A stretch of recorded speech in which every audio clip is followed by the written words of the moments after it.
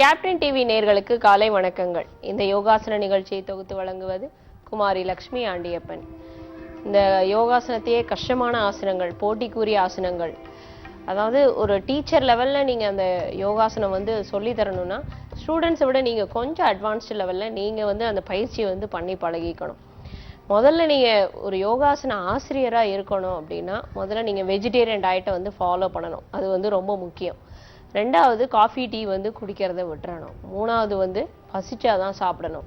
இந்த 3 கான்செப்டையும் நீங்க ஃபாலோ பண்ணணும். வெஜிடேரியனிசத்தை ஃபாலோ பண்றதுனால பாடியில உங்களோட ஃப்ளெக்சிபிலிட்டி லெவல் இம்ப்ரூவ் ஆகும். நீங்க சில ஆசனங்கள்லாம் முயற்சி பண்ணும் போது பார்த்தீங்கன்னா உங்களுக்கு பாடியில ஒல்லியா இருந்தாலும் சிலருக்கு அந்த பாடியில அந்த ஸ்டிஃப்னஸ் இருக்கும். அப்போ அதுக்கு நீங்க ஃபாலோ பண்ண வேண்டிய டயட் பார்த்தீங்கன்னா ஃப்ரூட் டயட். ஒரு நாள் ஃபுல்லா ஃப்ரூட் டயட் ஃபாலோ பண்ணிட்டு அதுக்கப்புறம் நீங்க இந்த பயிற்சியெல்லாம் பழகுனீங்கன்னா ரொம்ப எளிமையா வரும். இந்த கஷ்டமான இந்த பயிற்சிகள்லாம் நான் இன்னைக்கு சொல்லி தர போறது. இன்னைக்கு நம்ம பண்ணக்கூடிய பயிற்சி உசட்டாசனத்துல ஒரு அட்வான்ஸ்டு ஸ்டேஜ் ராஜகபோடாசனம். இந்த கபோடாசனத்தை எப்படி பண்ணலாங்கிறத பார்க்கலாமா?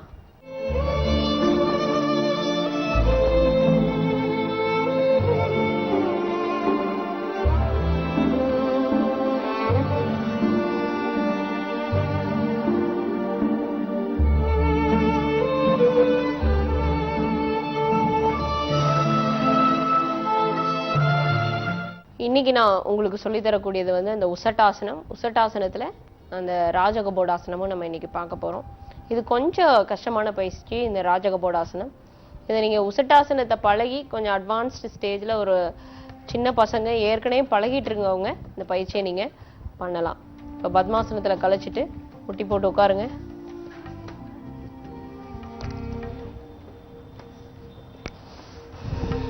கையை தொட மேல வச்சு நிமிர்ந்து உட்காருங்க. நல்லா சத்தமா 2 மூச்சு, இன்னொரு மூச்சு.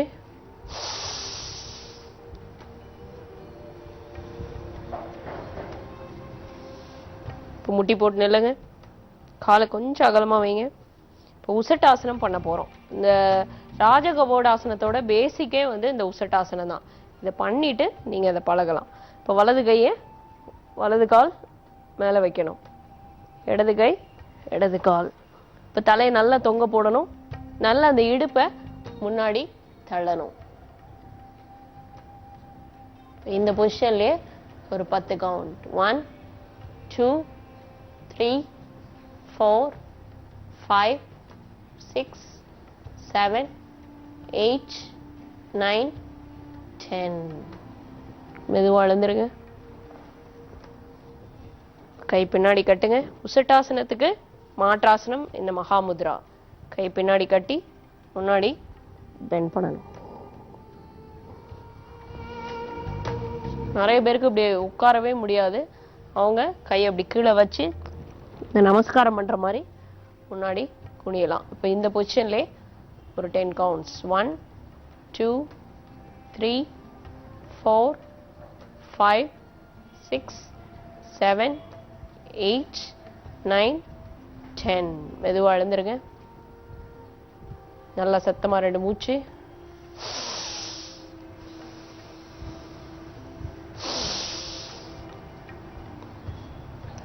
முட்டி போட்டு நில்லுங்க.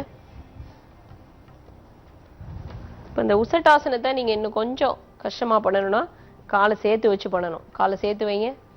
காலை ஃப்ளாட்டா விடுங்க. இப்போ கை 2ஐயும் கால் பாதத்துல வைக்கணும். பாதத்து மேல வைங்க. இப்ப நல்லா இடுப்பை முன்னாடி தள்ளுங்க. நல்லா முன்னாடி தள்ளுங்க. இது செகண்ட் ஸ்டேஜ். காலை சேர்த்து வச்சு பண்ணும்போது பாத்தீங்கன்னா இந்த முதுகெலும்பு இன்னும் நல்லா வளையும்.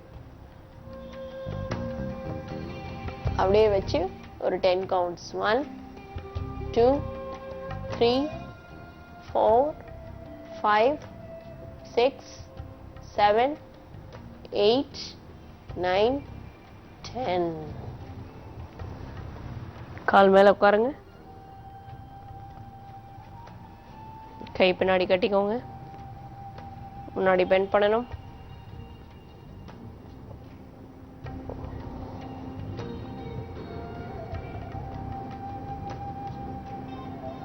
மெதுவா எழுந்துருங்க. 2 மூச்சு. இன்னொரு மூச்சு. இப்போ அந்த ஃபைனலா பண்ணக்கூடியதான் வந்து இந்த ராஜகபோடாசனம். முட்டி போட்டு நிற்கலாம். காலை நீங்க ஆரம்பத்துல கொஞ்சம் அகலமா வச்சு பழகலாம். இப்ப கை ரெண்டையும் தரையில வைக்கணும்.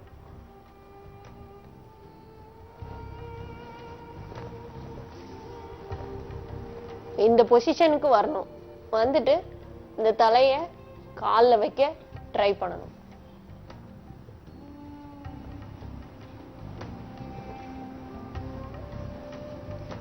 அப்படியே வச்சு ஒரு 10 எண்ணிக்கை.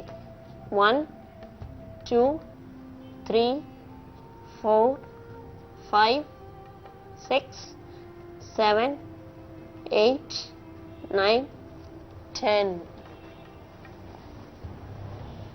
மெதுவா எழுந்துருங்க.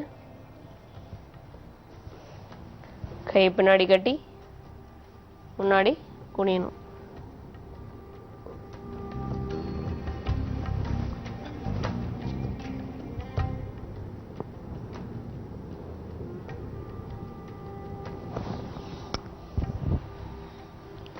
நேரா எழுந்துருங்க.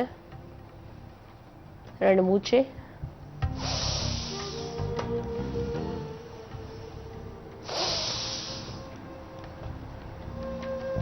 இந்த ராஜகபோடாசனத்துல இன்னும் அட்வான்ஸ் ஸ்டேஜ் இருக்கு. நீங்க ஃபர்ஸ்ட் அந்த கையை கீழே வச்சு பழகிட்டு அதுக்கப்புறம் நீங்க மெதுவா வந்து கையை எடுத்து முட்டியில பிடிக்கலாம். இப்ப இன்னொரு தடவை ராஜகபோடாசனம். முட்டி போட்டு நில்லுங்க.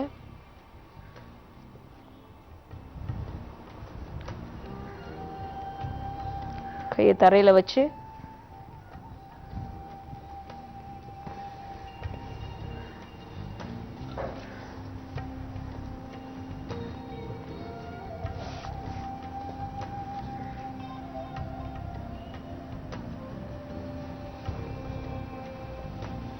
இந்த கால் வந்து தலை வந்து காலை தொடணும். அந்த அளவுக்கு நீங்க ட்ரை பண்ணா போதும். மெதுவா எழுந்துருங்க.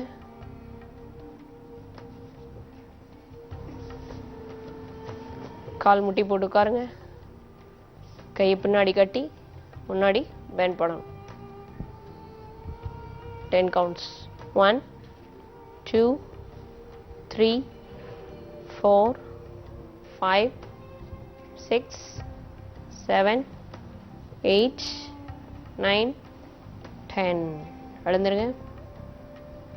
2 மூச்சு. நல்லா நேரா நிமிர்ந்து உட்காரணும். நேரா பார்க்கணும். 2 மூச்சு. இன்னொரு மூச்சு. பத்மாசனத்துல உட்காருங்க.